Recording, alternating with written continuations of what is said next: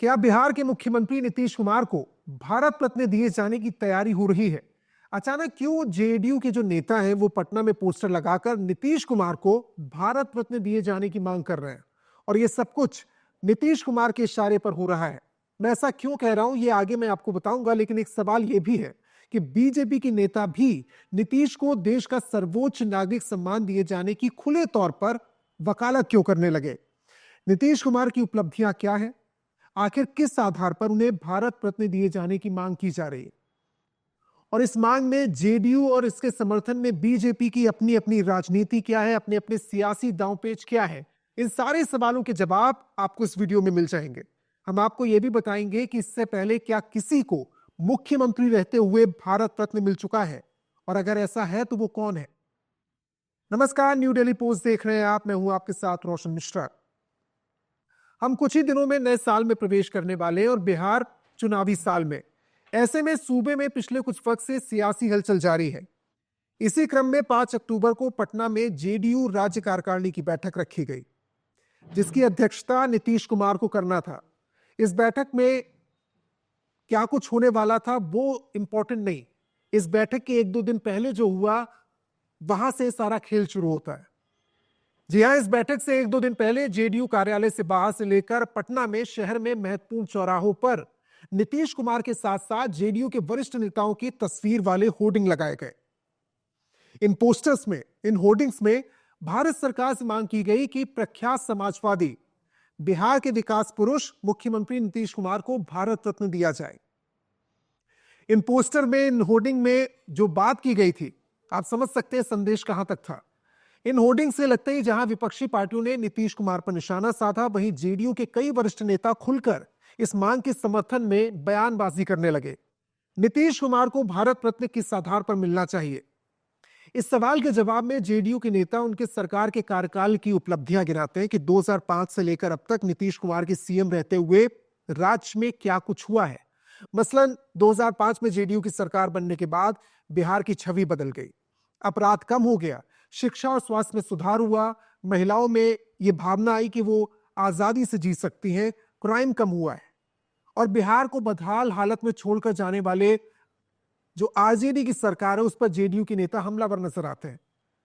तो सवाल यह है कि क्या नीतीश अपने राजनीतिक स्वार्थ के लिए उसी आरजेडी के साथ गठबंधन करने को मजबूर हो गए जिसको लेकर अब निशाना साधा जा रहा है, जिनके कार्यकाल को अपराध का कार्यकाल बताया जा रहा है, जंगल राज कहा जा रहा है? इस सवाल का जवाब जेडीयू के नेताओं के पास नहीं है। तो कुल मिलाकर यह पूरा मामला विशुद्ध राजनीतिक है। तो सबसे पहले इसमें जेडीयू, या यूं कहें कि नीतीश का सियासी दांव क्या है, वो समझते हैं। मैंने आपसे शुरुआत में कहा था कि यह सब कुछ नीतीश कुमार की इच्छा से हो रहा है, उनके इशारे पर हो रहा है, ना कि जेडीयू नेताओं के अति उत्साह में। जो आमतौर पर आप कार्यकर्ताओं और नेताओं को देखते हैं, किसी बड़े नेता के समर्थन में जो पोस्टर लगते हैं, कहा यह जाता है कि अति उत्साह में ऐसा किया जा रहा है। ऐसा नहीं है। इसके कहने के पीछे वजह है जेडीयू और नीतीश कुमार की कार्यशैली। दरअसल नीतीश कुमार और जेडीयू की राजनीति को अगर आप करीब से देखेंगे तो पाएंगे कि पार्टी में बिना नीतीश कुमार के आदेश पर या बिना उनके इशारे पर कुछ नहीं होता। एक बार पार्टी के एक नेता हैं भीम सिंह, बगैर इजाजत के उन्होंने कह दिया कि नीतीश कुमार प्रधानमंत्री का चेहरा हो सकते हैं। इस बात पर नीतीश कुमार ने उन्हें काफी फटकार लगाई थी। फिर इतनी बड़ी बात होती है कि इतना बड़ा बैनर पोस्टर लगता है राज्य कार्यकारिणी की बैठक से पहले, नीतीश कुमार उस बैठक में शामिल होते, ऐसी कोई बात उन्होंने नहीं की। तो यह बिल्कुल साफ इशारा देता है कि नीतीश कुमार की चाहत है कि उन्हें भारत रत्न मिल जाए, और वो भी मुख्यमंत्री रहते हुए, जिससे कि वो इतिहास बना सके। साथ ही नीतीश कुमार अपनी राजनीतिक हैसियत और जरूरत बखूबी समझते हैं। सहयोगी बीजेपी और विपक्षी दल आरजेडी की कम सीटें होने के बाद भी जिन दोनों के साथ अलायंस नीतीश कुमार ने किया, उनकी सीटें नीतीश कुमार की जेडीयू से ज्यादा थी। इसके बावजूद भी कुर्सी से नीतीश कुमार की दूरी नहीं हो पाई। नीतीश जानते हैं कि उनके बिना सत्ता का कोई समीकरण बिहार में नहीं बन सकता, इसलिए अपनी सहूलियत के हिसाब से नीतीश सबके हो जाते हैं। संख्या बल से अगर कद ऊपर नहीं हो पा रहा है तो क्यों ना राजनीतिक कद ऊपर किया जाए, उसे बढ़ाया जाए। ऐसे में भारत रत्न से बेहतर दांव क्या हो सकता है? अगर यह दांव चल जाता है तो नीतीश कुमार अपनी रीब्रांडिंग करने में कामयाब हो जाएंगे। बताने की जरूरत नहीं है कि सहूलियत के हिसाब से बीजेपी और आरजेडी का दामन थामने के बाद कैसे उनके आलोचक उन्हें पलटू राम कहकर बुलाने लगे। हालांकि अगर नीतीश कुमार का नाम भारत रत्न के लिए प्रस्तावित हो जाए तो ये उपलब्धि हासिल करने वाले वो देश के पहले नहीं दूसरे मुख्यमंत्री होंगे जिन्हें पद पर रहते हुए यानी कार्यकाल के दौरान भारत रत्न दिया गया हो। इससे पहले पश्चिम बंगाल के सीएम रहे डॉक्टर विधान राय को मुख्यमंत्री काल में भारत रत्न मिल चुका है। भारत रत्न देने की शुरुआत साल 1954 में तत्कालीन राष्ट्रपति डॉक्टर राजेंद्र प्रसाद ने की थी। तब से लेकर अब तक 6 मुख्यमंत्री केवल ऐसे रहे जिन्हें की भारत रत्न से सम्मानित किया जा चुका है। आइए आपको इन मुख्यमंत्रियों के बारे में थोड़ा विस्तार से बताते हैं। इसमें सबसे पहला नाम आता है गोविंद बल्लभ पंत का। गोविंद बल्लभ पंत को 1957 में भारत रत्न से सम्मानित किया गया था। यह सम्मान पाने वाले वो पहले मुख्यमंत्री थे। पंत ने देश के स्वतंत्रता संग्राम में भाग लिया था। वो आजादी के बाद यूपी के मुख्यमंत्री बनते हैं। उन्होंने किसानों के उत्थान के लिए कई काम किए।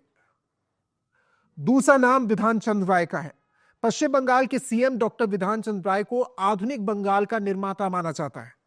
23 जनवरी 1948 को पश्चिम बंगाल के वो मुख्यमंत्री बने। उन गिने चुने लोगों में वो शामिल है जिन्हें भारत में एक साथ FRCS और MRCP की डिग्री मिली।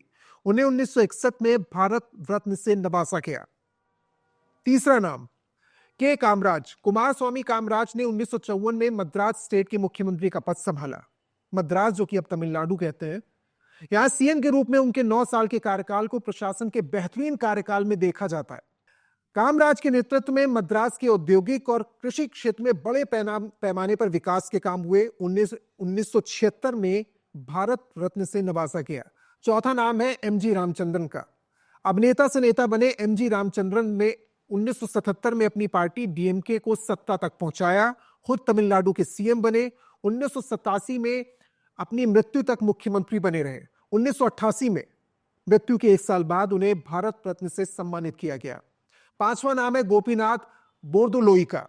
गोपीनाथ बोरदोलोई ने आजादी की लड़ाई में हिस्सा लिया था। इस दौरान उन्हें जेल भी जाना पड़ा था। 1947 को जब देश आजाद हुआ तो गोपीनाथ असम के पहले सीएम बनते हैं। उन्हें 1999 में भारत रत्न से नवाजा गया। शिक्षा में काफी योगदान उनका रहा है बोरदोलोई का। गुवाहाटी में कामरूप अकेडमी हो या बरुआ कॉलेज हो, इसकी स्थापना उन्होंने करवाई। छठवां नाम अभी हाल में आपने सुर्खियों में सुना है कर्पूरी ठाकुर का। बिहार से आते पहले गैर कांग्रेसी मुख्यमंत्री रहे बिहार के। कर्पूरी ने 2 बार मुख्यमंत्री पद की शपथ ली है। पिछले साल जिस समय नीतीश फिर से बीजेपी से जुड़े थे उस समय उन्हें भारत रत्न से सम्मानित किया गया था। अगला बड़ा सवाल तो यह है कि इस मामले में बीजेपी का रुख क्या है, क्योंकि जेडीयू तो समर्थन करेगी लेकिन बीजेपी जो समर्थन कर रही है उससे रुख को लेकर सवाल उठ रहे हैं। बिहार बीजेपी के कई नेता जेडीयू की इस मांग में सुर मिला रहे हैं। ताजा नाम है गिरिराज सिंह का, जिन्होंने कहा कि हां उनको भारत रत्न मिलना चाहिए। बिहार के सियासी दांव के पीछे 2 बड़ी वजह है। केंद्र की सरकार को मजबूत रखने के लिए नीतीश बैसाखी, और दूसरा है बिहार में सत्ता में बरकरार रहने के लिए नीतीश की अनिवार्यता, जेडीयू की अनिवार्यता। बड़ा सवाल है कि बीजेपी के लिए नीतीश जरूरी है या मजबूरी है। इसे जानने के लिए आपको पिछले विधानसभा चुनावों के नतीजों का विश्लेषण करना होगा, उसे बहुत गौर से देखना होगा और आप देखकर हैरान रह जाएंगे कि नीतीश कुमार के साथ जाने वाली पार्टियों में वोट शेयर में इजाफा होता है थोड़ा सा, लेकिन सीटों में भारी बढ़ोतरी हो जाती। 2015 का उदाहरण सबसे पहले लेते हैं। विधानसभा चुनाव के दौरान नीतीश कुमार ने लालू यादव और कांग्रेस से हाथ मिलाया, उनके साथ चुनाव लड़ा।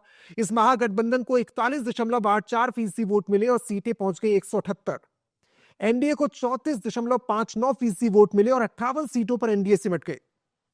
2020 के विधानसभा चुनाव में जैसे ही बीजेपी ने नीतीश कुमार से हाथ मिलाया, वोट शेयर होता है 37.26% और एनडीए के खाते में आती है 125 सीटें। वहीं जो महागठबंधन है उसमें कांग्रेस, आरजेडी, सीपीआई, सीपीएम, इनका वोट शेयर एनडीए को सिर्फ उससे 0.23% कम था, लेकिन 15 सीटें कम रह गई। चलिए थोड़ा और पीछे समझते हैं नीतीश कुमार क्यों जरूरी है। 2010 के विधानसभा चुनाव के दौरान नीतीश के साथ रहने पर एनडीए ने 39.07% वोट हासिल किए। 206 सीटें जीतने में एनडीए कामयाब रहा। उस समय कांग्रेस, आरजेडी और एलजेपी के साथ चुनाव नहीं लड़ी थी, अकेले लड़ी थी। 4 सीटों में कांग्रेस पार्टी सिमट गई थी। राष्ट्रीय जनता दल और लोक जनशक्ति पार्टी, इन्होंने मिलकर चुनाव लड़ा। 25.58% वोट शेयर के साथ सिर्फ 25 सीटें मिली थी। 22 सीटें आरजेडी के खाते में और 3 सीटें एलजेपी को मिली थी। बीजेपी ये जानती है कि नीतीश कुमार के बगैर अकेले बिहार की सत्ता में वो नहीं आ सकते। नीतीश के रहते सीएम पद पर दावा भी नहीं ठोक सकते हैं। ऐसे में बीजेपी को बिहार में जेडीयू का साथ चाहिए नीतीश के बिना अगर सीएम तक पहुंचना है। नीतीश के रहते हुए सीएम पर दावा नहीं ठोका जा सकता, क्योंकि अभी जो बैठक हुई एनडीए की उसमें भी ये कहा गया है कि नीतीश कुमार फेस होंगे। तो नीतीश कुमार के बिना सत्ता में आना जेडीयू के साथ ये तब संभव है जब नीतीश कुमार अपनी राजनीतिक विरासत पार्टी के किसी अन्य नेता को सौंप दे और उस नेता को बीजेपी हैंडल कर सके, उस सिचुएशन को बीजेपी हैंडल कर सके।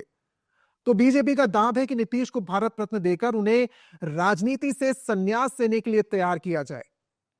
वहीं नीतीश कुमार पीछे नहीं, मजे हुए राजनेता है।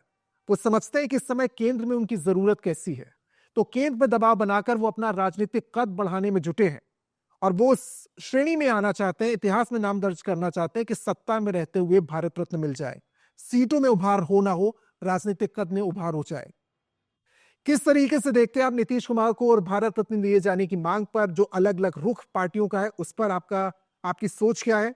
अपनी राय हमसे जरूर साझा करें और इस वीडियो को ज्यादा से ज्यादा शेयर करें और लाइक करना ना भूलें।